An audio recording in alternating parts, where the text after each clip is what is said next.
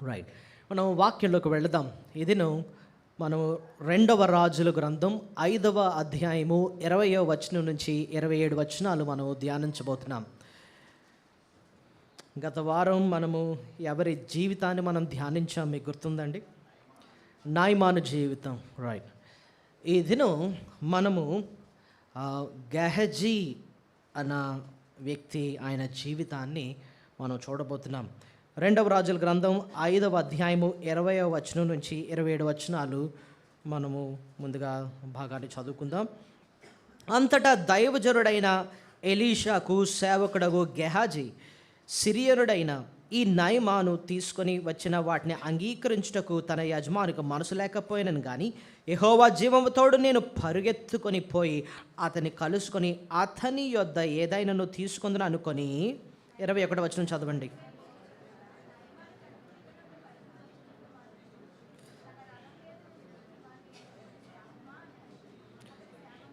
నా యజమానుడు నా చేత వర్తమానము పంపి, ప్రవక్తల శిష్యులు 2 యవ్వనులు ఎఫ్రాయిము మనియము నుండి నా యొద్దకు ఇప్పుడే వచ్చిరి కనుక నీవు వారి కొరకు 2 మణుగుల వెండియు 2 దుస్తుల బట్టలను దయచేయమని సెలవిచ్చుచున్నాడనెను.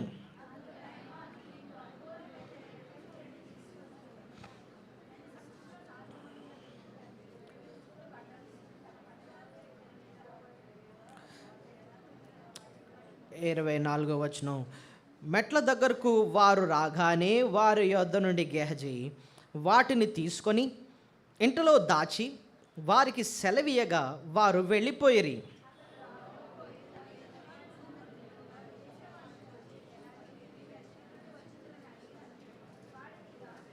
నేను ఎక్కడికి పోలేదని. అంతటా ఎలీషా వానితో, ఆ మనుష్యుడు తన రథము దిగి నిన్ను ఎదుర్కొనుటకు తిరిగి వచ్చినప్పుడు నా మనసు నీతో కూడా రాలేదా? ద్రవ్యమును వస్త్రములను ఒలీవ చెట్లు తోటలను ద్రాక్ష తోటలను గొర్రెలను ఎడ్లను దాసదాసీలను సంపాదించుటకు ఇది సమయమా?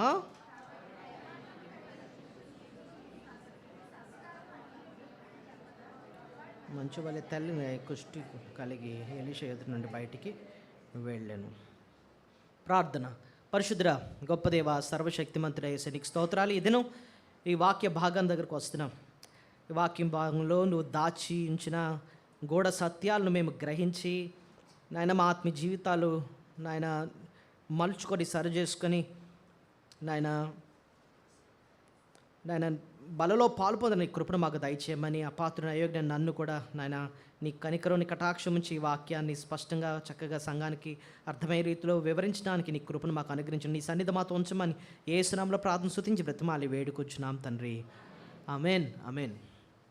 రైట్, ఈ భాగంలో మనము చాలా బాధాకరమైన విషయాన్ని మనం చూస్తున్నాం. దేవుడు కొన్ని సంఘటనలు బైబిల్లో ఎందుకు రాయిస్తాడండి అనంటే మనకు బుద్ధి కలగడానికి రాయిస్తాడు. చెప్పండి, బుద్ధి కలగడానికి. ఓకే, దృష్టాంతాలుగా సంభవించాయట, మనకేమో బుద్ధి కలగడానికి దేవుడు రాయించాడు. ఇది ఎక్కడ రాస్తుందండి? 1 కొరింథీ 10వ అధ్యాయము 11వ వచనం దయచేసి చూడండి. 1 కొరింథీ 10వ అధ్యాయము 11వ వచనం. ఈ సంగతులు దృష్టాంతములుగా వారికి సంభవించి యుగాంతమందున్న మనకు బుద్ధి కలుగుటకే వ్రాయబడెను. దేనికోసం రాయించాడు దేవుడు? బుద్ధి కలగడానికి. ఏమండి, బైబిల్ మనము ధ్యానిస్తున్నప్పుడు మనం మనసులో దేవుని అడగాల్సింది ఏంటంటే, ప్రభువా నేను ఒక్కొక్కసారి బుద్ధి లేకుండా ప్రవర్తిస్తూ ఉంటాను, ఈ వాక్యం ద్వారా నాకేం కలుగజేయాలి?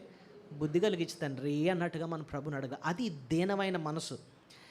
మనం అనుకుంటాం ఒక్కొక్కసారి, లేదండి నేను చాలా పర్ఫెక్ట్గా ఉన్నానండి, నాలో ఏ లోపం లేదండి. కాదు, కానీ నిజానికి దేవుని వాక్య వెలుగు దగ్గరకు వస్తే ఎన్నో లోపాలు దేవుడు మనకు చూపిస్తాడు. పౌలు భక్తుడే అంటాడు, దోషకుణ్ణి, హింసకుణ్ణి, హానికరుణ్ణి, నేను పాపుల్లోనే ప్రధాన పాపని అంటున్నాడు అనమాట. కాబట్టి నిజానికి వాక్యం దగ్గరకు వచ్చినప్పుడు దేవుడు మన లోపాలన్నింటినీ కూడా బయట పెడతా ఉంటాడు. వాక్యానికి ఒక పేరు ఏంటంటే వెలుగు. వాక్యం ఎలాగంటే ఏంటంటది? వెలుగు. చూడండి, నా పాదములకు దీపము, నా త్రోవకు వెలుగు. ఏం చేస్తుంది చెప్పండి?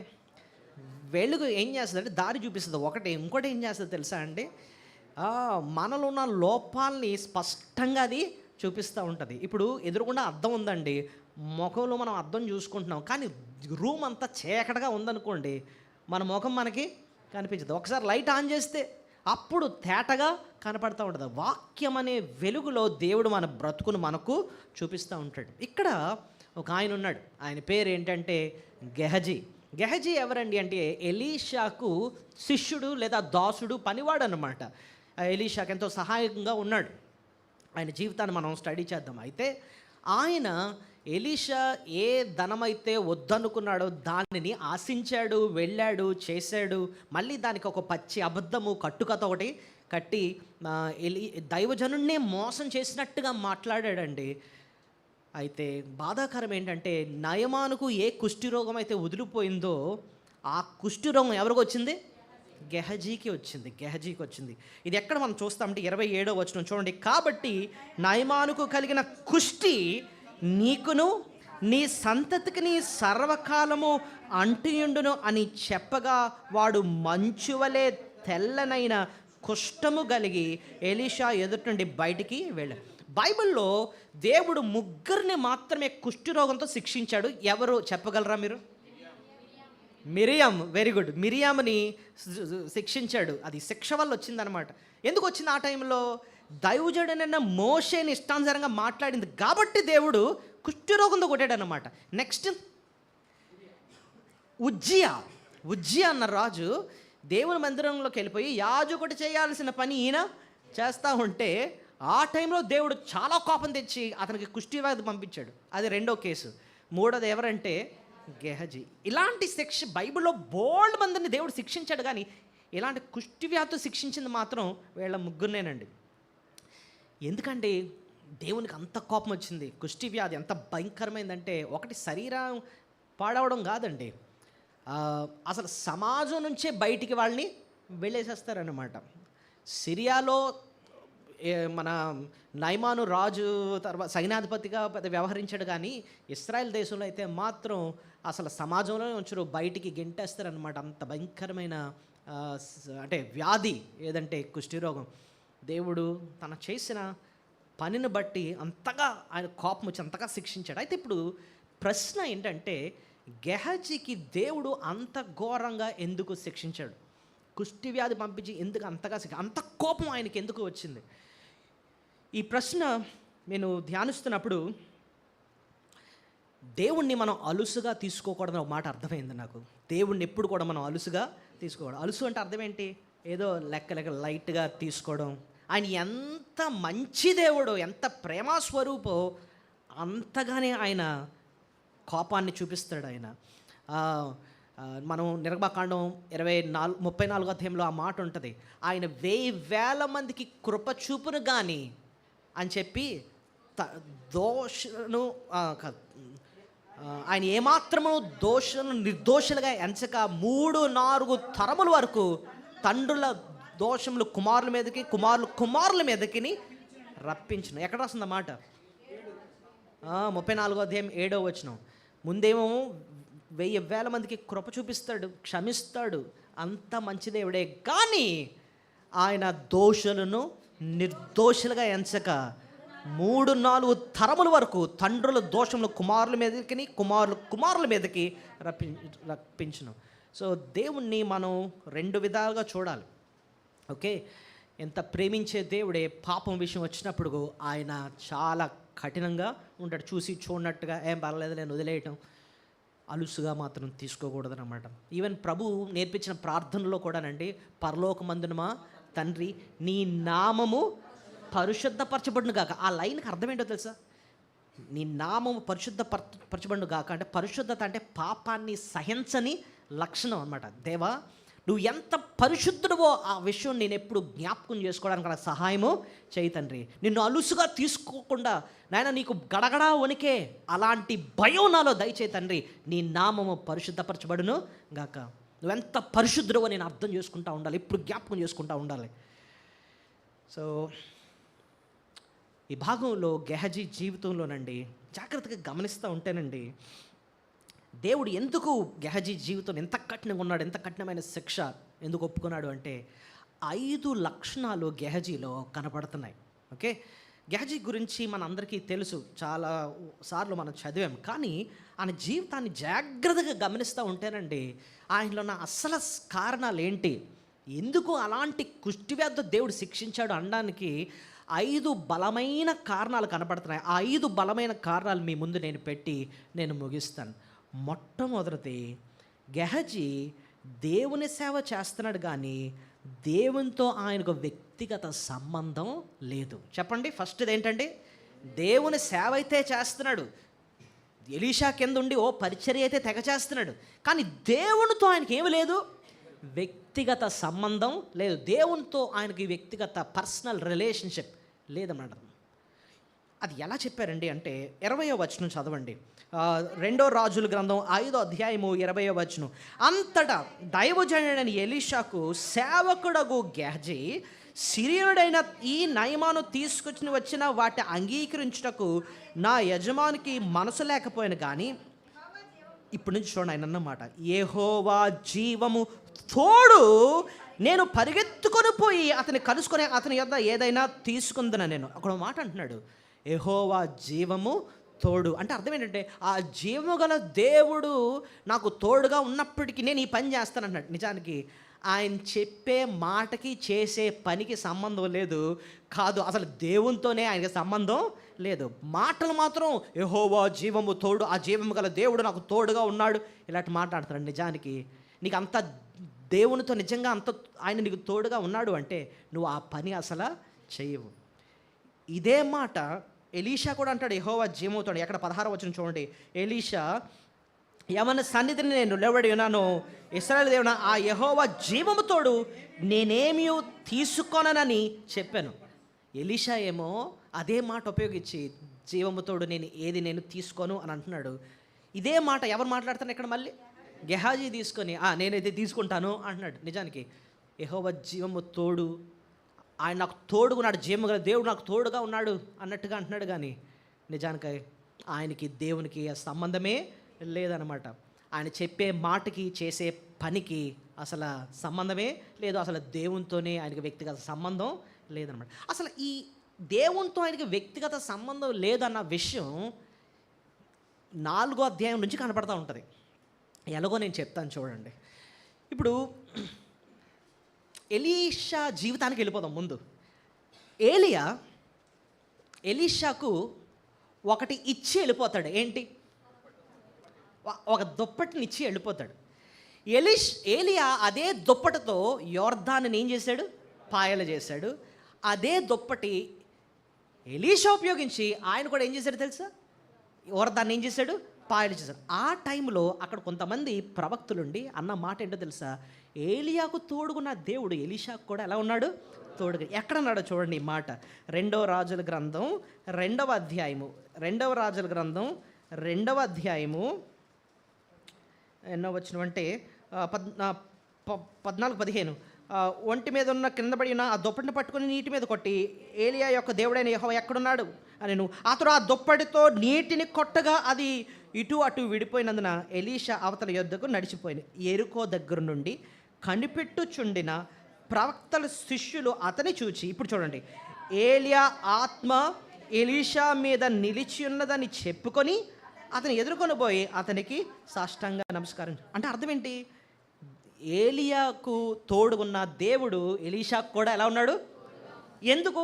ఆయన ఉపయోగించిన అదే దుప్పట ఈయన వాడినప్పుడు యోర్దాన్ ఏమైంది? పాయలైంది. ఇప్పుడు చూడండి, ఎలీషా శిష్యుడు ఎవరు ఇక్కడ? గెహజీ. ఎలీషా చేతిలో ఒకటి ఉండేదట, దుప్పటి కాదు, ఏది ఉండేది తెలుసా? ఒక దండం ఉండేదట. ఏముండేది? ఒక దండం. 4వ అధ్యాయంకి వచ్చినప్పటికి షూనేమీరాలు యొక్క కొడుకు చనిపోతాడు. చనిపోయినప్పుడు ఎలీషా ఏం చేస్తాడు తెలుసా? ఇదిగో గెహజీ, నా దండం తీసుకొని వెళ్ళి ఆ బిడ్డ మీద పెట్టు అని అంటాడు. ఈయన పట్టుకొని వెళ్ళి బిడ్డ మీద పెడతాడు, కానీ బిడ్డ బ్రతకడు అనమాట. ఇప్పుడు చూడండి మీరు అదే మాట 2వ రాజులు 4వ అధ్యాయము ఎక్కడుందన్నమాట? 31 29 నుంచి చదువుదాం. అతడు నడుము బిగించుకొని నా దండము చేత పట్టుకొని పొమ్ము. ఎవడైనా నీకు ఎదుర్కొని ఎడలా వారికి నమస్కరింపవద్దు, ఎవరైనా నీకు నమస్కరించిన ఎడలా వారి ప్రతి మర్యాద చేయవద్దు. అక్కడికి పోయి నా దండమును ఆ బాలుడి ముఖం మీద పెట్టుమని గెహజీకి ఆజ్ఞ ఇచ్చి పంపెను. తల్లి ఆ మాట విని, యెహోవా జీవము తోడు, నీ జీవము తోడు, నేను నిన్ను విడువనని చెప్పగా అతడు లేచి ఆమెతో కూడా పోయాను. ఇప్పుడు చూడండి, గెహజీ వారికంటే ముందుగా పోయి ఆ దండమును బాలుని ముఖం మీద పెట్టెను, కానీ ఏ శబ్దము రాకపోయాను, ఏమియు వినవచ్చునట్లు కనబడలేదు గనుక వాడు ఎలీషాను ఎదుర్కొని వచ్చి బాలుడు మేల్కొనలేదని చెప్పాను. ఇంకోటి చూడండి, ఎలీషా యొక్క దండము గెహజీకి ఇచ్చినప్పుడు అది అక్కడ పనిచేయలేదు. ఎందుకు పనిచేయలేదు తెలుసా? ఏలియా యొక్క దుప్పటి ఎలీషాకి ఇచ్చినప్పుడు పనిచేసింది. ఎందుకంటే ఏలియాకు తోడుకున్న దేవుడు ఎవరికి కూడా తోడుకున్నాడు? ఎలీషాకు తోడు. పాయింట్ అర్థమైపోయింది. ఇక్కడ ఎలీషా యొక్క దండము తీసుకొచ్చి గెహజీకి ఇచ్చి నువ్వు వెళ్ళి పెట్టు ఆ శవం మీద అంటే పెట్టాడు, కానీ అది పనిచేయలేదు. ఎందుకంటే ఎలీషాకు తోడుకున్న దేవుడు ఎవరికి తోడుగలేడు? గెహజీ. అది పాయింట్ అనమాట. ఇప్పుడు మనకు అర్థమవుతుంది ఏంటంటే గెహజీకి దేవునితో అసలు సంబంధమే లేదు. కానీ అనేస్తున్నాడు, యెహోవా జీవము తోడు అన్నాడు. ఆ జీవం గల దేవుడు నీకు అసలు తోడుగానే లేడు బాబు, తోడుగా లేడు. కానీ మాత్రం ఏం చేస్తాడు? పరిచర్య తెగ చేసేస్తాడు. ఈయన చూస్తున్నప్పుడు నాకు ఒకళ్ళు గుర్తొచ్చారు. ఎవరంటే ఏలీ కుమారులు. ఎవరు? ఏలీ కుమారులు. మొదటి సమయాలు 2వ అధ్యాయం 12వ వచనంలో యాజకత్వం చేసేస్తున్నారు. కానీ ఆ ఏలీ కుమారులు గురించి ఉన్న స్టేట్మెంట్ ఏంటో తెలుసా? 1 సమయాలు 2వ అధ్యాయం 12వ వచనం. ఏలీ కుమారులు యెహోవాను ఎరుగని వారే మిక్కిలి దుర్మార్గులయ్యండి. యెహోవాను ఎరుగని వారే అంటే అర్థం ఏంటో తెలుసా? వాళ్ళకి అసలు దేవునికి ఏమి లేదు, సంబంధం లేదు. ఇంకోండి, ఒకటి విషయం చెప్తున్నాను. క్రైస్తవుడు అంటే ఎవరో తెలుసా? క్రీస్తుతో వ్యక్తిగత సంబంధం కలిగిన వాడు. చెప్పండి. To have personal relationship with God. యోహాను సువార్త 17వ అధ్యాయము 3వ వచనం చూడండి. జాన్ 17:3. యోహాను సువార్త 17వ అధ్యాయం 3వ వచనం. అద్వితీయ సత్య దేవుడు అయిన నిన్నును నీవు పంపిన యేసు క్రీస్తును ఎరుగుటయే నిత్య జీవం. అంటే యేసు ప్రభుని ఎరుగుట అంటే అర్థం ఏంటంటే ఆయనతో వ్యక్తిగత సంబంధం కలిగి ఉండటే నీకేం వచ్చినట్టు? నిత్య జీవం. నిజంగా నువ్వు రక్షింపబడ్డావని అర్థం, నువ్వు క్రైస్తవుడు అని అర్థం. అంటే క్రీస్తుతో నీకు ఏముండాలి? వ్యక్తిగత సంబంధం. Do you know him? బైబిల్లో అనేక సార్లు ప్రభు కొంతమందితో అన్నాడు, మిమ్మల్ని నేను ఎన్నడూ ఎరుగను అని అన్నాడు అనమాట. I never knew you. నీకు నాకు అసలు వ్యక్తిగత సంబంధమే లేదు అన్నాడు. ప్రభువా, నీ పేరటని మేము దయ్యములు వెళ్ళగొట్టలేదా? నీ పేరట మేము అద్భుతములు చేయలేదా? నీ పేరట మేము అనేకమైన పనులు చేయలేదా? అంటే అక్రమము చేయవారు నా యొద్ద నుండి పొండి, మిమ్మల్ని నేను ఎన్నడూను ఎరగను. సో పరిచర్య చేయొచ్చు, కానీ ఒకటి గుర్తుపెట్టుకోండి, అంతకన్నా ముఖ్యమైన మనం పరీక్షించుకోవాల్సింది ఏంటంటే నాకు ఆ ప్రభువుకి వ్యక్తిగత సంబంధం ఉందా లేదా. గెహజీతో మెయిన్ ప్రాబ్లం ఏంటో చెప్పనా? ఆ దేవునితో ఆయనకి ఏమి లేదు, వ్యక్తిగత సంబంధం లేదండి. మరి ప్రభుతో వ్యక్తిగత సంబంధం ఉండాలంటే ఏం చేయాలండి? ప్రభుతో వ్యక్తిగత సంబంధం ఉండాలంటే ఏం చేయాలి? ఎప్పుడు అది వ్యక్తిగత సంబంధం వస్తుంది? ఎప్పుడో తెలుసా? Simple point. యోహాను సువార్త 10వ అధ్యాయము 27-28 వచనాలు చూడండి. ఆయన గొర్రె ఏం చేస్తుంది? యోహాను సువార్త 10వ అధ్యాయము 27-28 వచనం.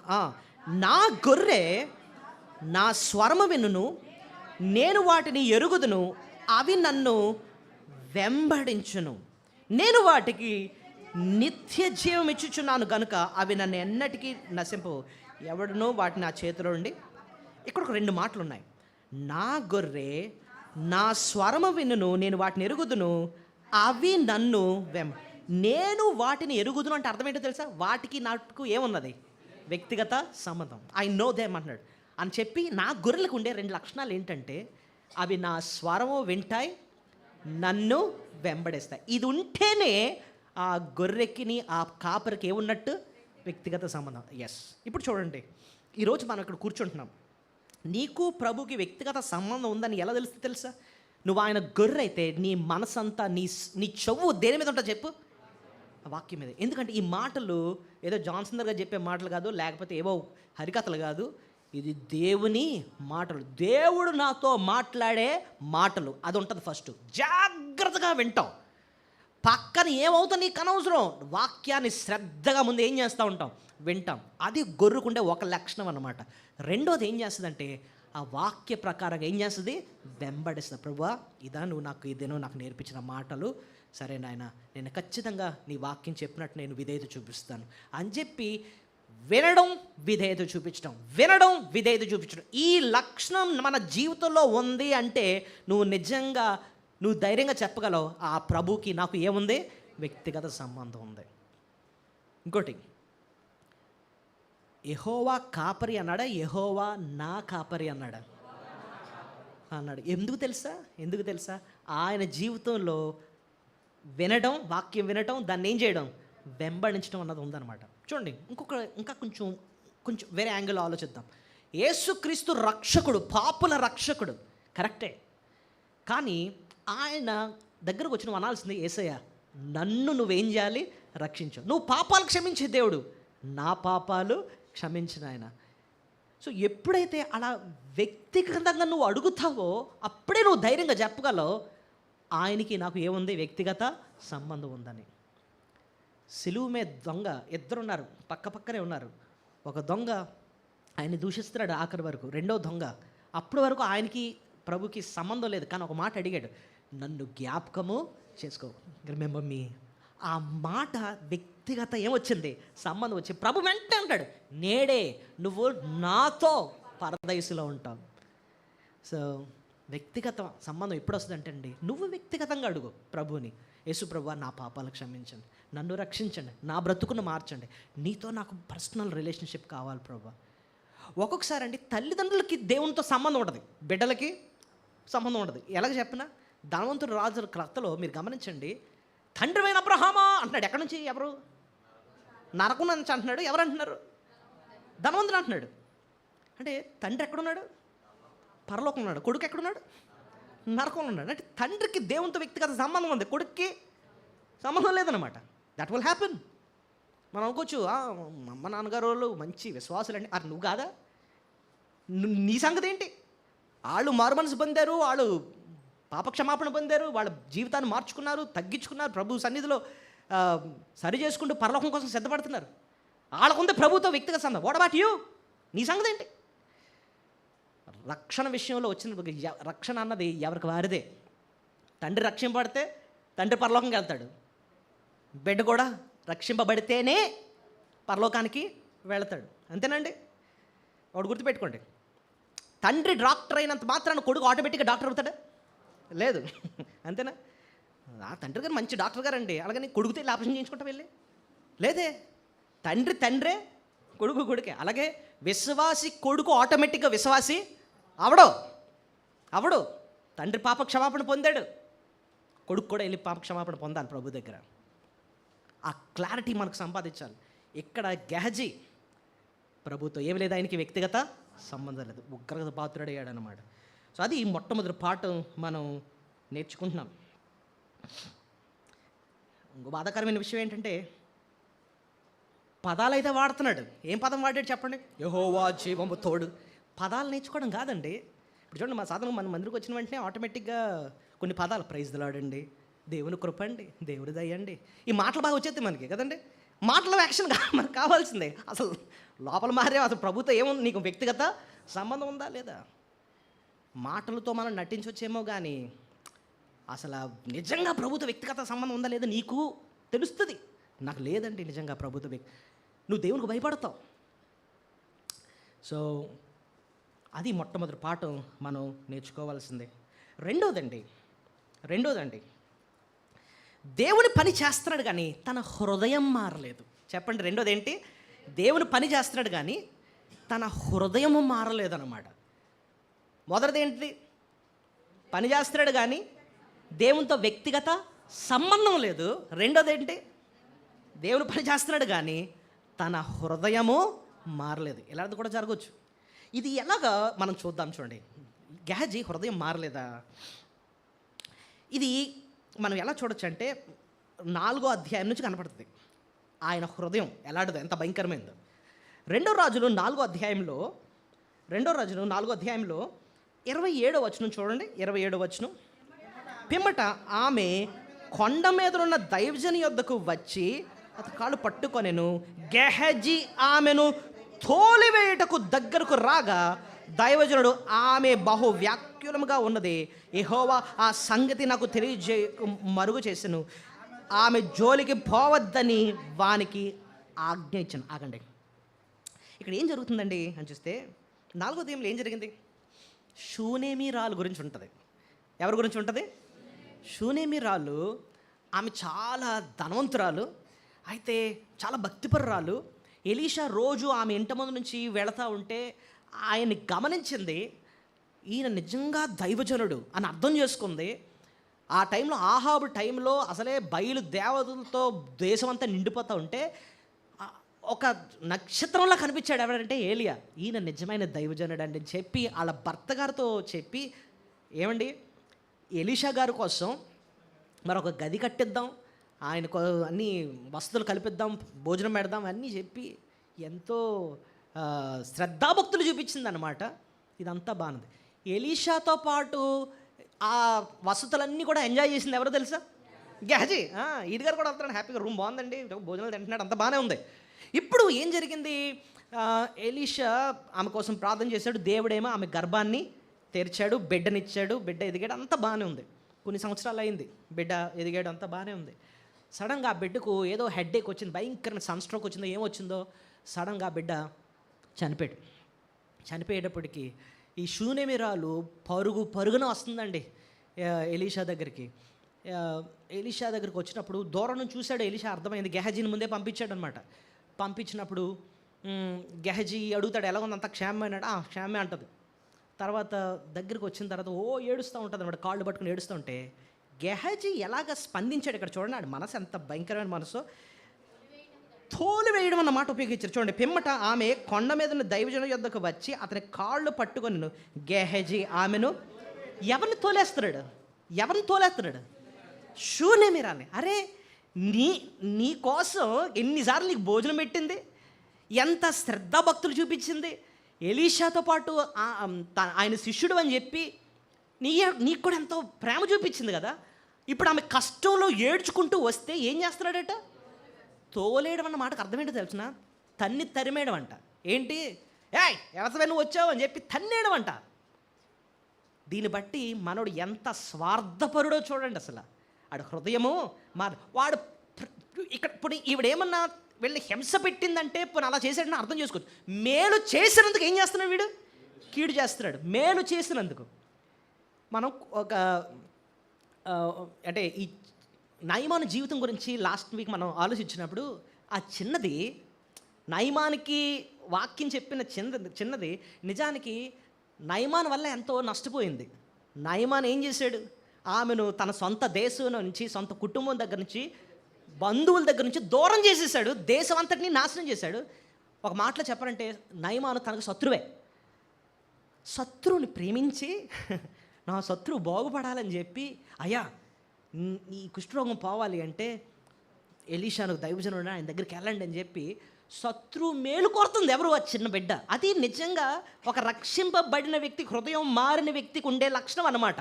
కానీ వీడు నష్టపోవడం కాదు, ఇంత మేలు పొంది దగ్గరకు వచ్చి కష్టంలో వస్తే ఏం చేస్తున్నాడట? తోలేస్తున్నాడట బయటికి. అప్పుడు ఏలియా మధ్యలోకి వచ్చి అంటాడు, ఆమె బహు వ్యాకులంగా ఉన్నది, యెహోవా సంగతి నాకు తెలియజేయక మరుగు చేశాను, ఆమె జోలికి పోవద్దని వానికి ఆజ్ఞ ఇచ్చాను. చూసారా? అది వాడి మనసు. సో ఏది మారలేదు వాడికి? హృదయం మారలేదు.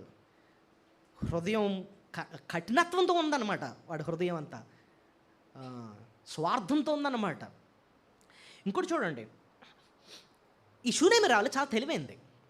ఈ షూనేమిరాలు అసలు ఎంతమంది జనంలో ఎలీషా మంచి దైవజనుడు అన్న సంగతిని పసిగట్టేసింది. అవునా కదా చెప్పండి? లేకపోతే వేరే ఎవడో ముక్కు ముఖం తెలియనోడికి ఇంట్లో రూమ్ అది ఎందుకు కట్టాలి చెప్పండి? అంతేనా కదా? సో ఎలీషా మంచి దైవజనుడు అన్న సంగతి ఆమె గ్రహించేసింది అనమాట. గెహజీ సంగతి గ్రహించదా? ఎంత తెలివైన వ్యక్తి, ఖచ్చితంగా గ్రహిస్తుంది. కాబట్టి ఇప్పుడు చూడండి, ఇక్కడ ఒక అబ్జర్వేషను. గెహజీ ఆమె పరుగున ఈ కష్టాన్ని చెప్పుకోవడానికి వస్తూ ఉంటే ముందుగానే పరిగెడతాడు ఆమె దగ్గరికి. చూడండి, ఆమె ఎక్కడ రాసి ఉంటుంది అన్నమాట, 26 చూడండి. నీవు ఆమె ఎదుర్కొన్నట్టుకే పరిగెపోయి నీవును నీ పెనిమిటి అందుకు ఆమె చూడండి, నీవును నీ పెనిమిటియు నీ బిడ్డయు సుఖంగా ఉన్నారా అని అడుగమని తన పనివాడిని గెహజీతో చెప్పి పంపెను. అందుకు ఆమె సుఖముగా ఉన్నామని చెప్పాను. వెయిట్, ఇప్పుడు నా క్వశ్చన్ ఏంటంటే, ఇంట్లో ఎవరు చనిపోయారు? కుమారుడు చనిపోయాడు. చాలా బాధాకరమైన విషయం. గెహజీ పరుగున వచ్చి ఆమె దగ్గర ఆమెను ఆపి తెలుసుకుందామని అడిగితే ఆమె ఏం చెప్పాలి? ఆ కష్టం అంతటినీ చెప్పాలి. కానీ ఏమంది? ఎందుకు ఆ కష్టాన్ని గెహజీ దగ్గర చెప్పలేదు? వీడి సంగతి తెలుసు, వీడు సరైనోడు కాదు, వీడు సరైనోడు కాదు. ఎలీషా ఎంత మంచోడో అర్థం చేసుకున్న షూనేమిరాలు ఫస్ట్ టైం చూసినప్పుడే అమ్మ బాబు వీడు చాలా డేంజరస్ ఫెలో అన్నది అర్థం చేసేసుకుంది అనమాట. ఆ జ్ఞానం ఆవిడకి ఇచ్చారు దేవుడు. అందుకోసం ఇంటి దగ్గరకు వచ్చినా సరే ఎంత శ్రమ కష్టం, బాగానే ఉన్నావులే పద నువ్వు అని చెప్పి చెప్పుకుంటే ఎవరికి చెప్పుకుంటాను నేను? వెళ్ళి ఎలీషాకే చెప్పుకుంటాను, కానీ వీడికి చెప్పను అన్నట్టుగా పంపించింది. ఇంకో విషయం, ఎలీషా పొన్ను దగ్గరకు వచ్చిన తర్వాత దండం ఇచ్చి ఎవరికి ఇచ్చాడు? ఇంతకీ గెహజీకి ఇచ్చి నువ్వు వెళ్ళి ఆమె ఎవరు ఆ బిడ్డ మొఖమే పెట్టు అని అంటే ఎవరు పరిగెట్టాలి? ఆవిడ గెహజీతో పాటు తల్లి పరిగెట్టాలి. ఎందుకంటే ఎలాంటి మేలు జరగబోతుంది, చచ్చిపోయిన బిడ్డ బతుకుతాడు అన్న విషయం ఎలీషా అనిన తర్వాత అయ్యో నిజం అలాంటి అద్భుతం జరుగుతుందా, నేను పరిగెడతాను గెహజీతో అనాలి. కానీ ఇవిడేమందో తెలుసా? ఇప్పుడు మీరు చూడండి, ఎక్కడ 29 చివరిని చదువుతున్నాను. అక్కడికి పోయి నా దండమును ఆ బాలుని ముఖం మీద పెట్టుమని గెహజీకి ఆజ్ఞ ఇచ్చి పంపెను. తల్లి ఆ మాట విని, ఎవరో తల్లి ఆ మాట విని, యెహోవా జీవముతోడు నీ జీవముతోడు నేను నిన్ను విడవనని చెప్పగా అతడు లేచి ఆమెతో కూడా పోయాను. నేను నిన్ను విడవను. ఎవరిని విడవనని చెప్తుంది ఇక్కడ ఎలీషా. నేను గెహజీతో వెళ్ళను, నేను ఎవరితో ఉంటాను? నీతో. ఎందుకని వెళ్ళలేదు? ఆడితో వెళ్ళలేదు, ఆడి సంగతి ముందే తెలుసు అన్నమాట. సో ఈవిడ క్లియర్గా చెప్తుంది. ఆ మాటలో డిస్కషన్లో మనకు అర్థమవుతుంది ఏంటంటే వీడి హృదయమో మారలేదన్నమాట. ఇంకో విషయం చెప్పనా, ఎలీషా కూడా దండం ఇచ్చినప్పుడు చాలా మాటలు మాట్లాడాడు. ఎవరితో? గెహజీతో. ఎన్ని మాటలు మాట్లాడాడు చూడండి. ఎక్కడది? ఎక్కడ 29. అతడు నీ నడుము బిగించుకొని నా దండము చేత పట్టుకొని పొమ్ము, ఎవరైనాను నీకు ఎదురుపడిన ఎడల వారికి నమస్కరింపవద్దు, ఎవరైనా నీకు నమస్కరించిన ఎడల వారికి ప్రతి మర్యాద చేయవద్దు, అక్కడికి పోయి నా దండం నా బాలుని ముఖం మీద పెట్టు. ఎందుకంటే అన్న డీటెయిల్స్ చెప్పాడు ఎలీషా. ఎవడన్నా కలిసినా కూడా నువ్వు ఆగొద్దురా, వాళ్ళకి నమస్కారం కూడా చేయదు వెళ్ళు. ఎందుకంటే వీడి సంగతి ఎలీషాకు కూడా తెలుసు. వీడెళ్ళి ఏం చేస్తాడు? పిల్లోని బతికించబోతాను రా చూద్దు కానీ అని చెప్పి ఓవర్ యాక్షన్ చేద్దాడు అన్నమాట. వీడి సంగతి తెలుసు. అందుకోసం ఎవడన్నా నమస్కారం పెట్టినా సరే నువ్వు నమస్కారం పెట్టొద్దు, ఎవరికి ఈ విషయం చెప్పొద్దు. అంటే ఓ మాటలో చెప్పలేదు, నువ్వు వెళ్ళి ఎలాంటి పని చేస్తున్నావు ఆ సంగతి ఎవరికి చెప్పొద్దు. ఎందుకంటే నీ సంగతి నాకు తెలుసు కాబట్టి ఈ విషయాలు నేను నీకు చెప్తున్నాను. ఇవన్నీ అర్థమవుతున్నాయండి మనకి. వాడి హృదయము మారలేదన్నమాట. వాడి హృదయం మారలేదు. పరిచర్య అయితే చేస్తున్నాడు కానీ వాడి హృదయము మారలేదు. ఏమండి, ఇంగ్లీష్లో ఒక స్టేట్మెంట్ ఉంటుంది, క్రైసిస్ రివీల్స్ క్యారెక్టర్ అని. అంటే మనుషులు చూడడానికి మంచిగా కనిపిస్తారు కానీ మారని హృదయాలు అవసరం వచ్చినప్పుడు అసలు రంగు బయట పెడతారన్నమాట. ఇప్పుడు నయమాన్ వచ్చాడండి. నయమాన్ గిఫ్ట్లు పట్టుకొని ఇవన్నీ వచ్చాడు, అంతా బాగానే ఉంది. డైరెక్ట్గా ఎలీషా దగ్గరికి వెళ్ళాడు. ఎలీషా ఒక్క మాట అనేటప్పటికి అసలు రంగు బయట పెట్టాడు. ఏది? ఎలీషా ఒకే మాట అన్నాడు. ఏంటి? నీకు కుష్ఠరోగం పోవాలా, వెళ్ళు, అక్కడ యోర్దాన్ నది ఉంది, ఆడికి వెళ్ళి ఒక 7 సార్లు ములిగేసి వెళ్ళాను అన్నాడు. సింపుల్గా మాట. అంతేనండి.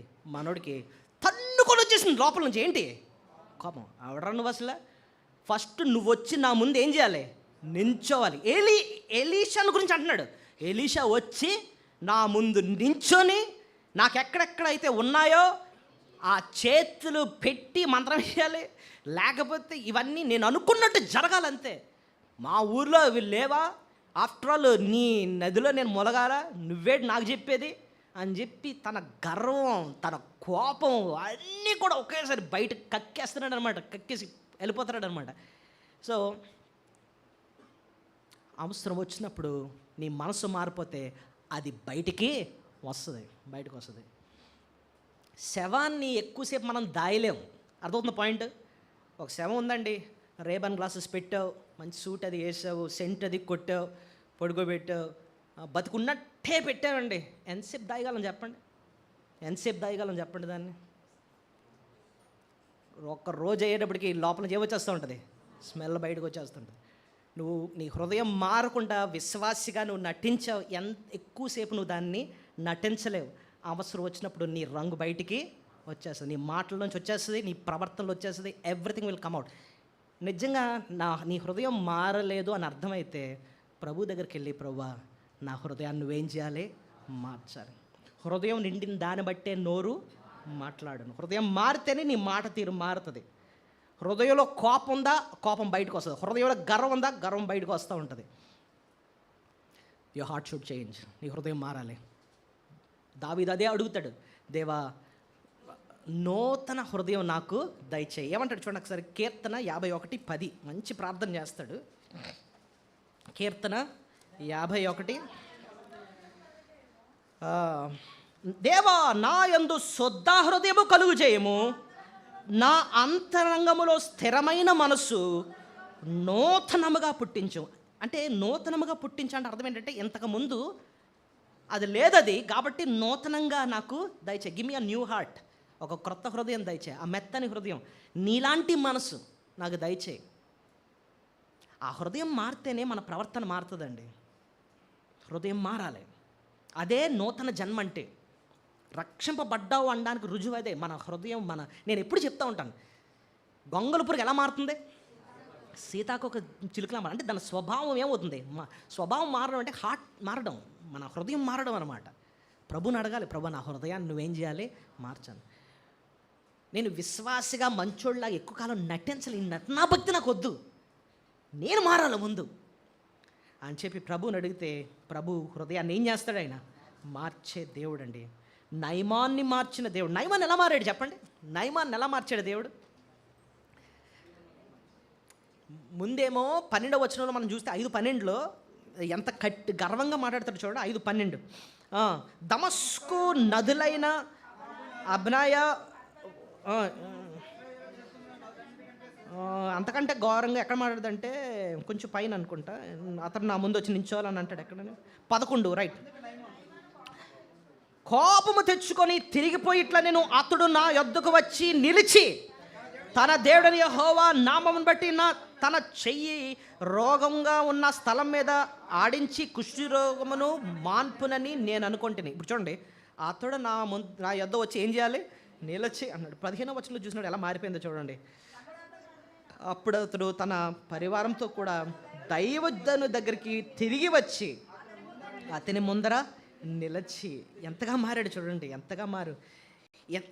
ఈ మార్పు నయమాన్లో ఎంత మార్పు వచ్చేసిందంటేనండి, గెహజీ వస్తుంటే ఆయన దగ్గరికి రథం దిగిపోయాడట. మీరే చూడండి ఎక్కడుందన్నమాట. 5వ అధ్యాయము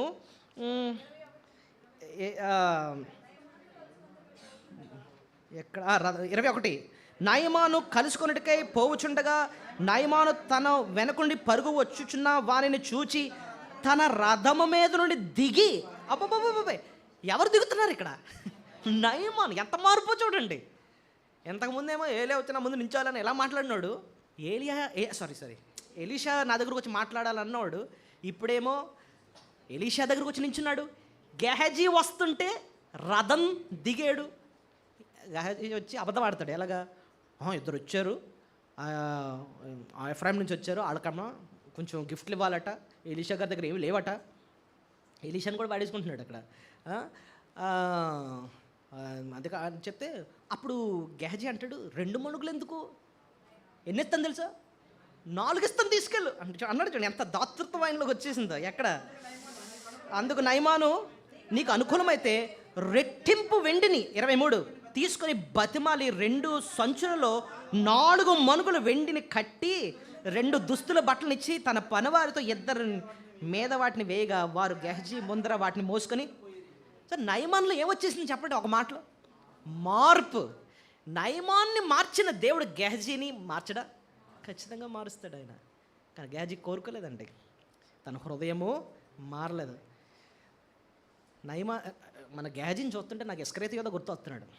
ఇస్కరేతు యోధ అంతే కదండి, ప్రభు దగ్గర 3.5 సంవత్సరాలు నటించాడండి. డబ్బులు దొంగతనం చేసేటాడు ఒక పక్క నుంచి, పెద్ద భక్తుల్లా నటించాడు అన్నమాట 3 సంవత్సరాలు. సో తన హృదయము మారలేదు. అందుకోసం అండి కుష్ఠరోగం, దేవుని ఉగ్రత తన మీదకి వచ్చింది. సో మొదటి లక్షణం ఏం చూసాం? దేవుని పని చేస్తున్నాడు కానీ దేవునితో ఆయనకేం లేదు. మనం వేసుకోవాలి ప్రశ్న, నాకు ప్రభుతో వ్యక్తిగత సంబంధం ఉందా లేదా ప్రశ్నించుకోవాలి. రెండోది, దేవుని పని చేస్తున్నాడు కానీ తన హృదయము మారలేదన్నమాట. అది షూనేమిరాలు పసిగట్టేసింది, ఎలీషా పసిగట్టాడు. సో తన హృదయము మారలేదు. పచ్చి అబద్ధం ఆడుతున్నా సరే తనకి కనీసం మనసాక్షి కూడా గద్దించట్లేదండి. ఎంత పచ్చి అబద్ధం ఆడాను, ఇందాక చెప్పాను కదా, ఎలీషా అడిగాడన్న సంగతి చెప్పేస్తున్నాడు. పెద్ద స్టోరీ కట్టాడు అక్కడ. ఎవరో వచ్చారు, వాళ్ళకి ఇవ్వడానికి ఏమి లేవంట, అందుకోసం నన్ను పంపించారు. సో కనీసం మనసాక్షి, అరే దైవజనుడి గురించి నేను ఇలా అబద్ధం ఆడుతున్నాను అన్న సంగతి కనీసం మనసాక్షి గద్దించడం కూడా ఆయనకి లేదు, ఎందుకంటే హృదయము మారలేదన్నమాట. మూడో పాయింట్ గెహజీ జీవితంలో ఏంటంటే, గురితో వచ్చాడు ఎలీషా దగ్గరికి. ఒక గురితో వచ్చాడు ఎలీషా దగ్గరికి, కానీ గురి తప్పాడు. మూడో పాయింట్ ఏంటి? ఎలీషా దగ్గర చేరింది ఒక మంచి గురితో వచ్చాడు, కానీ గురి తప్పాడు అనమాట. తన ఫోకస్ పోయిందనమాట. అసలు గెహజీ అన్న పేరుకి అర్థం ఏంటో తెలుసా? గెహజీ అన్న పేరుకి అర్థం ఒక దర్శనం అని అర్థం. చెప్పండి తెలుగులో ఏంటి? ఒక దర్శనం అన్నమాట, ఒక విజన్, ఒక ఫోకస్ అని అర్థం. అంటే ఒక మంచి గురి ఉన్న వ్యక్తి అని అర్థం అనమాట. సో నిజానికి ఎలీషా దగ్గరికి ఎందుకు చేరాడు? బోల్డ్ మంది కింద వెనక చేరొచ్చు, పని చేయొచ్చు, కానీ ఎలీషా దగ్గరకే ఎందుకు వచ్చాడు చెప్పండి? దేవుని పని చేయాలని. దేవుని పని చేయాలి. ఆయన మంచి సేవకుడు ఎలీషా, ఎన్నో అద్భుత కార్యాలు చేస్తున్నాడు.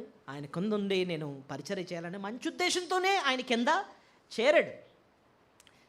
కానీ చేరిన తర్వాత ఆయన మనసు మారిపోయిందనమాట. తన గురి తప్పాడు అంటున్నాడు. చూడండి, ఇంత దొంగ పని చేసిన తర్వాత తెచ్చుకున్న తర్వాత ఎలీషా ఒక మాట అంటాడు, ఇది సమయమా అంటాడు. చూడండి ఎక్కడ చూడండి, 2 రాజులు 5వ అధ్యాయము 26వ వచనం. అంతటి ఎలీషా వానితో, ఆ మనుష్యుడు తన రథము దిగి నిన్ను ఎదుర్కొనుట తిరిగి వచ్చినప్పుడు నా మనసు నీతో కూడా రాలేదా? ఇప్పుడు చూడండి, ద్రవ్యమును, వస్త్రములను, ఒలీవ చెట్లు, తోటలను, ద్రాక్ష తోటలను, గొర్రెలను, ఎడ్లను, దాసదాసీలను సంపాదించుటకు ఇది సమయమా? ఏ క్వశ్చన్ వేసాడు చెప్పండి? ఇది సమయమా అంటే అర్థం ఏంటో చెప్పనా? నువ్వు నా దగ్గరకు వచ్చావంటే నీ సమయాన్ని నాతో గడపడానికి వచ్చావు. దేనికోసం వచ్చావు? దేవుని పని చేయటానికి వచ్చావు. నీ దృక్పథం, నీ ఫోకస్ అంతా దేని మీద ఉండాలి? దేవుని పని. వచ్చామా, సార్ ఏం చెప్తున్నారు, దేవుని పరిచర్య ఏ రకంగా చేయను? ఇప్పుడు చూడండి, దేవుని పరిచర్యలో మన మెయిన్ గోల్స్ ఏంటంటే ఆత్మల రక్షణ. చెప్పండి, ముందు రక్షణ పొందని వారికి స్వార్థ చెప్పి ముందు రక్షించాలి. వచ్చిన వాళ్ళకి ఏం చేయాలంటే వాక్యాన్ని చెప్పాలి, స్పష్టమైన వాక్యాన్ని వాళ్ళకి చెప్పి భక్తిలో వారిని ఏం చేయాలి? పెంచాలి. అంతేకాదు దేవుడు వాళ్ళకి ఎన్నో తలాంతులు ఇస్తూ ఉంటాడు. ఆ తలాంతులు ఉపయోగించుకుంటూ పరిచర్యలో వాళ్ళని వాడుకోవాలి. తర్వాత పరలోకం కోసం వారిని ఏం చేయాలి? సిద్ధపరచాలి. ఇది పరిచర్య యొక్క ముఖ్య ఉద్దేశాలు అన్నమాట.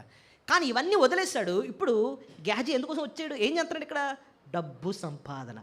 వచ్చిన గురి మంచిది, కానీ తర్వాత గురి తప్పాడు. చెప్పండి, మంచి గురితోనే వచ్చాడు కానీ గురి తప్పాడు. ఆయన గురి ఇప్పటికి ఎటువైపు మారిపోయింది ఏంటంటే, ఈయన అంటున్నాడు, ద్రవ్యములను, ద్రవ్యమును, వస్త్రములను, ఒలీవ చెట్లు, తోటలను, ద్రాక్ష తోటలను, గొర్రెలను, ఎడ్లను, దాసదాసీలను సంపాదించుటకు ఏదే సమయమా? ఇందుకోసమే వచ్చావు, ఇందుకోసమైనా వచ్చావు నువ్వు నా దగ్గర చేరింది. నీ సమయాన్నంతటిని ఒకప్పుడు పరిచర్య కోసం తిరిగేవాడివి, ఇప్పుడేమో కూర్చొని డబ్బు సంపాదన వైపు ఎందుకు వెళ్ళిపోయింది? ఇది సమయమా? దీనికోసమైనా నువ్వు వచ్చావు? ఇప్పుడు చూడండి, మనం మందిరంకి వస్తున్నాం అండి. మందిరం దేనికోసం వస్తాం చెప్పండి? స్కూల్కి ఎందుకు వెళ్తాం? పిల్లల్ని స్కూల్కి ఎందుకు పంపిస్తాం? పాఠాలు నేర్చుకోవడానికి, అంతేనా? ఉద్యోగంకి ఎందుకు వెళ్తాం? ఆఫీస్కి ఎందుకు వెళ్తాం? మెయిన్ ఉద్దేశం ఏంటి? ఆఫీస్కి ఎందుకు వెళ్తాం? డబ్బులు సంపాదించుకోవడానికి వెళ్ళి ఆడ ఏ పని ఉంటే పని చేసుకుని డబ్బులు సంపాదించడం. ఆడికి వెళ్ళిన తర్వాత లవ్ అఫేర్ మెయింటైన్ చేయటం, లేకపోతే ఇంకేటి రాజకీయాల్లో దూరడం, ఇవి కాదు. అంటే నువ్వు గురిని ఏం చేస్తున్నట్టు? తప్పు. మందిరం ఎందుకు వస్తాం? మందిరంకి ఎందుకు వస్తామో ఈ ప్రశ్నకు జవాబు రావాలి అంటే అసలు మందిరంలో ఏం జరుగుతుంది అన్నది ఒకటి చెప్పాలి. యాకోబు ఫస్ట్ టైం బేతేల్ అని పేరు పెట్టాడు.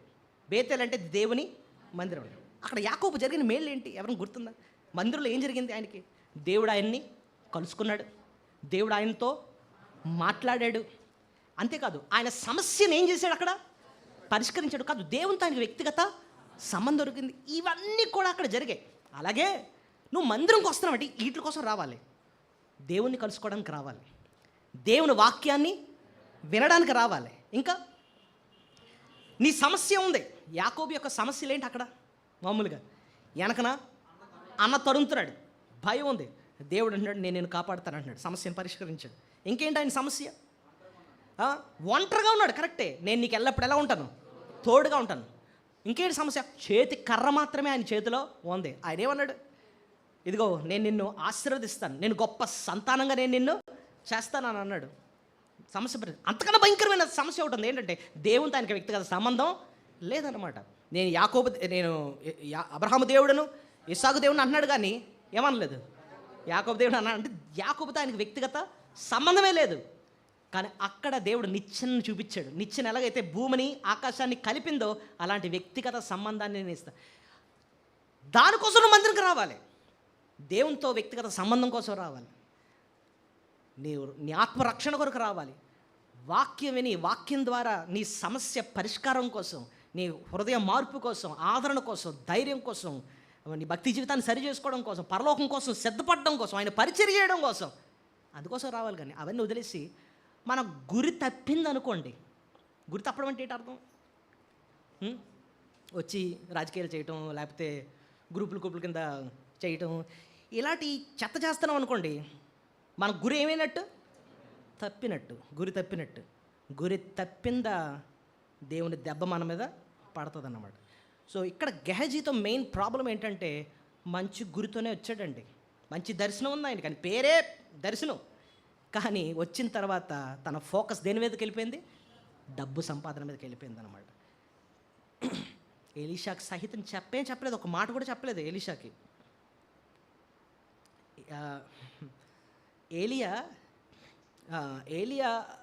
ఎలీషాని పిలిచినప్పుడు ఎలీషా కిందకు వచ్చాడు. ఎలీషా పర్మిషన్ అడుగుతున్నాడు. ఏంటి? వాళ్ళ సొంత ఫ్యామిలీని కలుసుకోవడానికి కూడా పర్మిషన్ అడిగాడు. ఎక్కడ తెలుసా? చూడండి, 2 రాజులు 2వ అధ్యాయము 14వ వచనంలో పర్మిషన్ అడుగుతారు. చూడండి, ఎక్కడ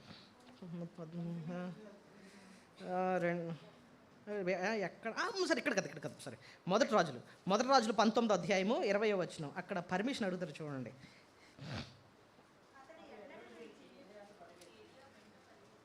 ఎక్కడది? 20వ వచనం. అతడు ఎడ్లను విడిచి ఏలియా వెంట పరిగెత్తి, నేను పోయి నా తల్లిదండ్రులను ముద్దు పెట్టుకొని తిరిగి వచ్చి నేను వెంబడించేదనని చెప్పి అతని సెలవడుగుగా. ఎవరిని అడుగుతున్నాడు? పర్మిషన్. ఏలియాని ఏం చేశాడు? పర్మిషన్ అడిగాడు ఇంటికి వెళ్ళడానికి. కానీ ఇక్కడ మనోడు నైమాన్ కలడానికి పర్మిషన్ అడిగాడా? అడగలే. ఎలీషా వచ్చి అడుగుతాడు, ఎక్కడికి వెళ్ళావు అని అంటే, ఎక్కడికి వెళ్ళాను, ఇక్కడే ఉన్నాను కదా అని అతను మళ్ళీ చెప్పకుండా. అతను ఆ మనసులో ఏంటంటే ఇది చెప్పేది నేను అంటే స్టార్టింగ్లో వచ్చాడు ఆయన కింద నా పరిచారకుడిగా ఉందామని, ఇతను చెప్పేది నేను నా గురి మారిపోయింది. ఇప్పుడు అంతా ఏంటంటే డబ్బు సంపాదన అంతే. సో తన గురి తప్పిందనమాట. ఆ ఒబీడియన్స్ అంతా కూడా పోయింది. సో మూడో పాఠం మన గెహజీ నుంచి నేర్చుకుంటుంది ఏంటంటే, గురితో వచ్చాడు, గురి తప్పింది. మనం కూడా మందిరానికి ఎందుకు వస్తున్నాం? ఏ గురితో వచ్చాం? దానికోసం ఉన్నావా లేదా? మన గురి తప్పుతుందా? ప్రభుని ఎందుకు వెంబడిస్తున్నాను నేను? ఇది జ్ఞాపకం ఉంచుకోవాలి. నాలుగోది పాపాన్ని ఆసక్తితో చేశాడు. పాపాన్ని దేంతో చేశాడట? పాపాన్ని ఆసక్తితో చేశాడని ఎలా తెలిసిందండి అంటే, పరిగెడుతున్నాడట. చూడండి, 2 రాజులు 5వ అధ్యాయము 20వ వచనం చూడండి. పరిగెత్తుకొని పోయిన మాట ఉంటుంది. వాటిని అంగీకరించుటకు నా యజమానికి మనసు లేకపోయిన కానీ యెహోవా జీవముతోడు నేను పరిగెత్తుకొని పోయి అతని కలుసుకొని అతని యొద్దకు ఏదైనా తీసుకుందని అనుకొని నాయమాను కలుసుకున్నకు పోవచ్చుండగా, నాయమాను తన వెనుక నుండి పరుగును వచ్చుచున్న వాటిని చూచి తన రథము మీద నుండి దిగి వాని ఎదురు. 2 సార్లు రాసింది. పరిగెడతానని అనుకున్నాడట.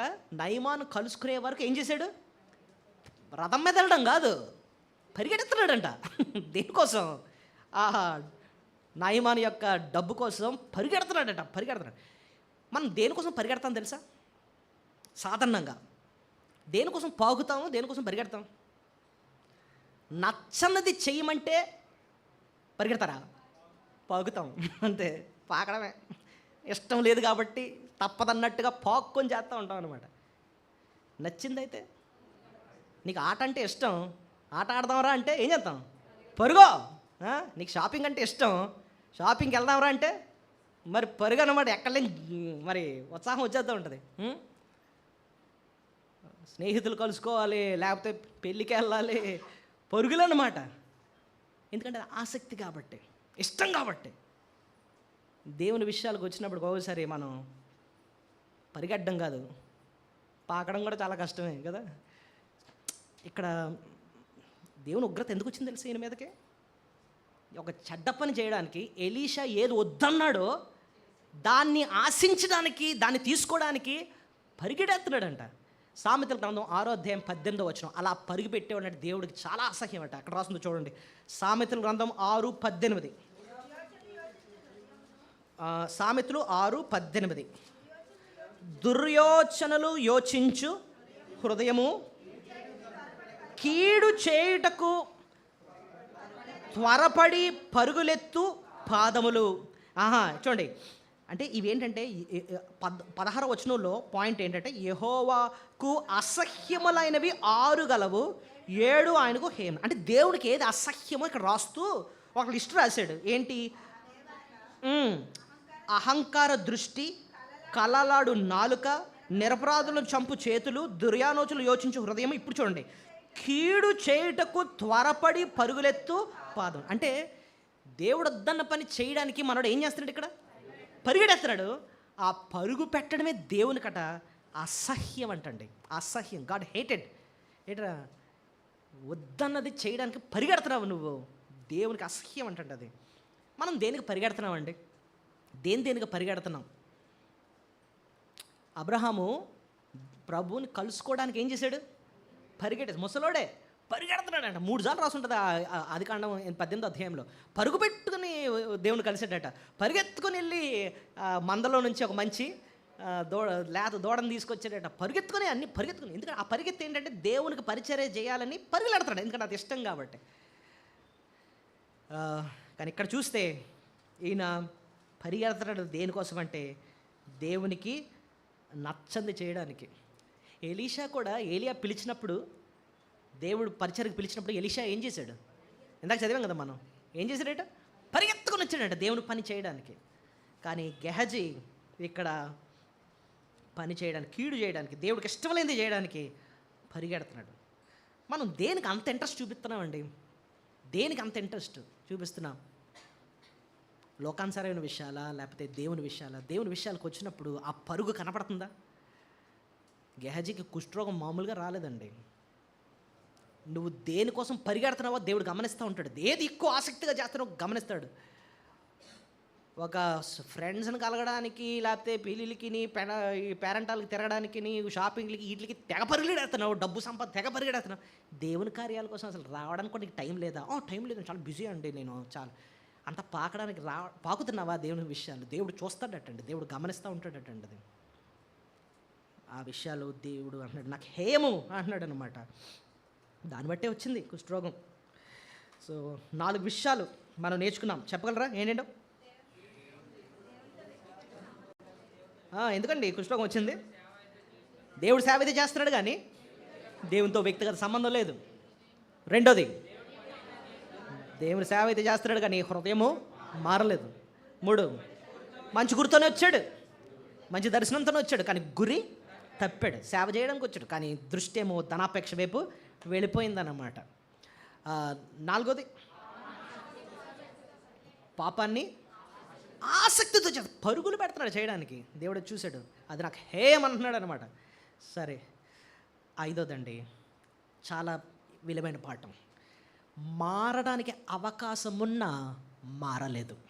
మారడానికి అవకాశమున్నా సరే మారలేదు. ఏమండి, ఇక్కడ ఉన్న ప్రతి ఒక్కళ్ళం గెహజీ టైపే. ఒప్పుకోండి, నాతో పాటు మనం అందరం ఎలాంటి వాళ్ళం?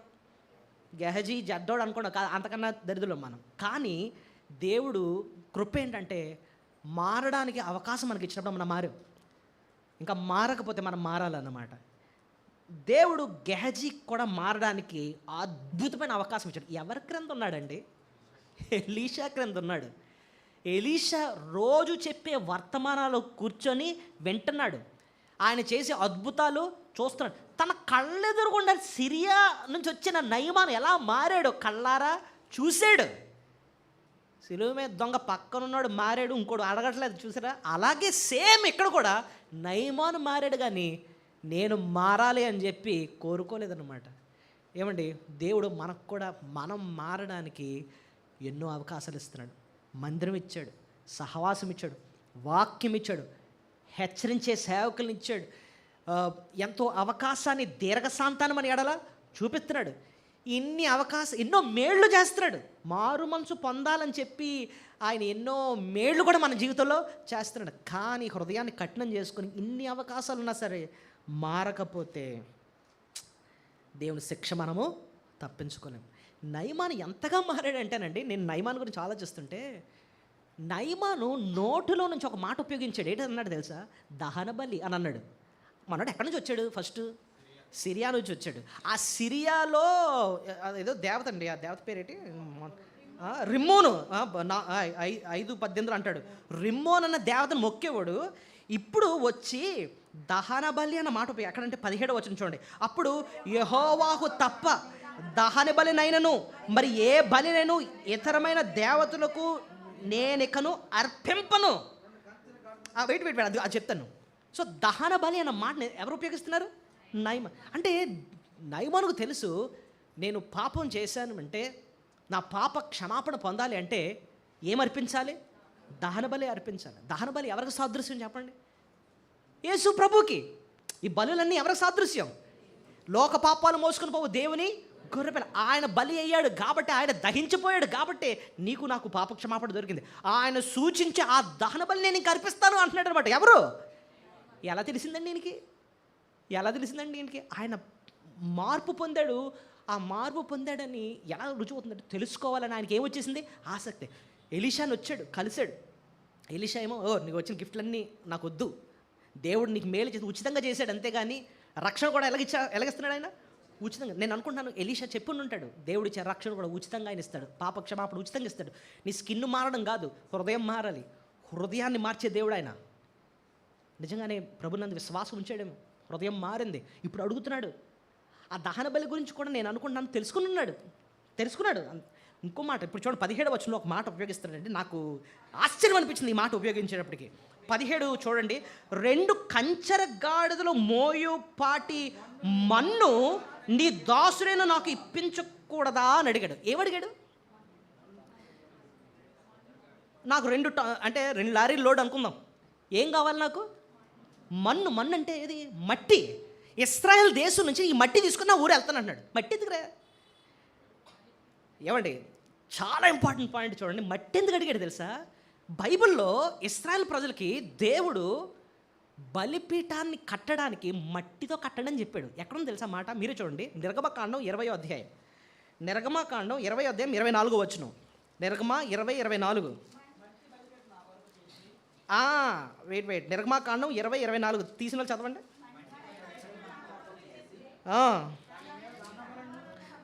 మంటి బలిపీఠము నా కొరకు చేసి దాని మీద నీ దహన బలులను, సమాధాన బలులను, నీ గొర్రెలను, ఎద్దులను అర్పింపు. ఏమండి, బైబిల్లో మంటితో బలిపీఠం తయారు చేయమని రాస్తుందన్న సంగతి నయమానికి ఎలా తెలిసిందండి? నయమాన్ ఎవరు? సిరియా దేశస్థుడు. ఒక మాటలో చెప్పాలంటే హీజ్ అ న్యూ బిలీవర్. కొత్త, అసలు బైబిల్ ఏమీ తెలియదు. అలాంటోడికి ఆ ఇశ్రాయేల్ దేశంలో ఉండే అప్పటికప్పుడు ఎన్ని విషయాలు తెలుసు. ఆయనకి ఏమొచ్చింది? ఆసక్తి. ఇంకా చెప్పండి, ఇంకా ఆ దేవుని ఎలా సేవించాలి ఇంకా చెప్పండి. ఎందుకంటే నేను అక్కడికి వెళ్ళిపోతే ఇలా చెప్పేవాళ్ళు నాకు ఎవరు ఉండరండి, నాకు అవకాశం లేదండి. నేను ఎక్కడుండి ఉన్నంతసేపు దేవుడి గురించి తెలుసుకో. ఓహో, ఎలా బలిపీఠం కట్టాలా, మట్టితో చేయాలా, అయితే ఒక 2 లోడ్లు నాకేం కావాలి, మట్టి కావాలండి. ఈయనలో ఏమని తెలుసా? ఆసక్తే. కానీ పక్కన ఉన్న గెహజీ మనోడి సిరియా ఏమి వెళ్ళడు, అక్కడే ఉన్నాడు. కానీ అంత అవకాశం ఉండి కూడా మరలే. మందిరంకి వస్తున్నావు, దేవుడు బంగారం లాంటి వాక్యం నీకు ఇస్తున్నాడు, విలువైన వాక్యం ఎదురుగుండా పెడతాడు. ఎంతకీ మారకపోతే నేను ఇంకెవడు బాగు చేయలేడు నేను. కుష్ఠరోగమైన అంతకన్నా ఘోరమైంది, నరకం పంపిస్తాడు తీసుకెళ్ళి దేవుడు మారకపోతే. అవునా కదా చెప్పండి? దేవుడు మనకు వాక్యం ఇచ్చేదండి, మన దగ్గర నుంచి ఎక్స్పెక్ట్ చేస్తున్నాడు, మన దగ్గర నుంచి కోరుతున్నాడు, ఆ మార్పు కోరుతాడు. యెషయా గ్రంథం 5వ అధ్యాయంలో దేవుడు అదే అంటున్నాడు. ఏంటో తెలుసా? నాకు ఒక ద్రాక్ష తోట ఉంది, ఆ ద్రాక్ష తోటకి నేనేం చేశాను తెలుసా? ఎరువేశాను, దానికి బురుజు కట్టించాను, జాగ్రత్తగా చూసుకున్నాను. అదేదో మంచి ద్రాక్ష పళ్ళు కాస్తుందేమో అని చూస్తే అది నాకేమిచ్చింది? అది కారు ద్రాక్షాలు ఇచ్చింది. దేవుడు ఎంతో బాధతో చెప్తున్నాడు ఆ మాట. దేవుడు మనకు కూడా సమృద్ధి అయిన వాక్యం ఇచ్చి, సహవాసం ఇచ్చి, మారండ్రా అని చెప్పి మనకు అన్ని వసతులు కల్పిస్తే మనం మారకపోతేనండి శిక్ష పొందుతాం అన్నమాట. ఇప్పుడు చూడండి, మీ పిల్లలకి వాడికి మంచి రూము, మంచి టేబుల్, చైరు, ట్యూషన్ టీచరు అన్నీ పెట్టి మంచి మార్క్స్తో పాస్ అవ్వాలరా నువ్వు అని అంటే ఆడికి ఫెయిల్ అయ్యాడు అనుకోండి, వచ్చి చొన్నాలు వస్తున్నాయి అనుకోండి, తల్లిదండ్రులు ఏమంటారు చెప్పండి? అంటే నీకు ఇంకేం చేయాలి చెప్పు, నీకు ఇంత చదివించాను, నీకు అవసరాలన్నీ కూడా సమకూర్చాను, ఏటి మార్కులు? దేవుడు అదే అంటాడు, నీకు ఇంత వాక్యం ఇచ్చి, ఇంత సహవాసం ఇచ్చి, ఇంత క్రమాన్ని నీకు నేర్పిస్తూ ఉంటే ఏంటి నీ బతుకు? ఇంకా మారవా నువ్వు? దేవుడు అన్నాడు, మారు మనసు తగ్గ ఫలము ఫలించకపోతే నరికి ఎక్కడెత్తనన్నాడు, అగ్నిలో పారేస్తా. అదే బతుకు. గెహజీకి అదే శిక్ష, గెహజీది అదే శిక్ష, నరకమే. ఇవి చదువుతున్నప్పుడు అండి మనం మనసును ఒక్కసారి ఆలోచించుకోవాలి సీరియస్గా. ఏదో మందిరంకి వచ్చి వెళ్ళిపోతున్నామా, ఇది కాదు. ప్రతిసారి వాక్యం వింటున్నామంటే దేవుడు మనకిచ్చే ఇంకొక అవకాశం, మారడానికి దేవుడు మనకిస్తున్న ఒక మంచి అవకాశం. గెహజీ పాఠం మనకు గుణపాఠంలా ఉండాలన్నమాట. గెహజీ పరిచర్య చేస్తున్నాడు, కానీ దేవునితో వ్యక్తిగత సంబంధం లేదు. నీకుందా? ప్రశ్నించుకోవాలి. పరిచర్య చేస్తున్నాడు, కానీ హృదయం మారలేదు. నీ హృదయం మారిందా? పరీక్షించుకోవాలి. 3, గురితో వచ్చాడు, గురి తప్పాడు. నువ్వు ఏ గురితో ఇక్కడ ఉంటున్నావు? పరీక్షించుకోవాలి. 4, ఏది ఆసక్తిగా చేస్తున్నావు? పాపమా? పరిగెడుతున్నావు దానికోసమా? దేనికోసం పరిగెడుతున్నావు? ఏది నీ ఆసక్తి? 4, 5, మారడానికి దేవుడు అవకాశం ఇస్తున్నాడు. గెహజీ మారలేదు, నయమాన్ మారాడు, గెహజీ మారలేదు. మరి నువ్వు మారావా? బళ్ళకెళ్ళక ముందు మన జీవితాన్ని పరిశీలన చేసి దయచేసి మోకరించండి. మహాపరిశుద్ధుడా, గొప్ప దేవా, సర్వశక్తిమంతుడా యేసయ్య, నీకు స్తోత్రాలు. ఈ వాక్యం ద్వారా మాతో స్పష్టంగా మాట్లాడావు, మీకు స్తోత్రాలు. గెహజీ జీవితాన్ని మా ముందు పెట్టావు, మీకు స్తోత్రాలు. నాయన, ఏదో మేము విని విడిచిపెట్టడం కాదు, నువ్వు ఇంకోసారి వాక్యం ద్వారా మాతో మాట్లాడావంటే మరొక అవకాశం మాకు ఇచ్చినట్టే. ఒక అన్యుడైన నయమాను బతిమాలుతున్నాడు, నాకు చెప్పండి, ఇంకా వాక్యం చెప్పండి, ఇంకెలాగ దేవుని సేవించాలి, మాకు అక్కడికి వెళ్తే అవకాశం దొరకదు అని. కానీ మాకు ఒక్కసారి ఎంత అవకాశం ఇచ్చినా కూడా ఆ వాక్యాన్ని హృదయంలోకి రానివ్వం. మా హృదయం మారట్లే, మా జీవితాలు మారట్లే. దేవా, ఇది మా జీవితం, గెహజీ జీవితం మాకు గుణపాఠంగా ఉండడానికి సహాయం దయచేయండి, మాకు బుద్ధి కలగడానికి సహాయం దయచేయి ప్రభువా. బాలను సమీపించేటప్పుడు యోగ్యమైన రీతిలో బాల్లో పాలు పొందడానికి సహాయం దయచేయండి. నీ శిక్ష పడక ముందే మేము మారడానికి నీ కృప దయచేయమని మీ చేతులకు అప్పచెప్పుకుంటూ యేసు నామములో ప్రార్థన స్తుతించి బ్రతిమాలి వేడుకొచ్చినాం తండ్రి. ఆమేన్. బల్ల కొరకు సిద్ధపడదాం. బల్ల అందించడానికి ఒక Thank you for worshiping with us today. We're glad you joined our Sunday service. God bless you all. See you next Sunday. ఈ రోజు మాతో కలిసి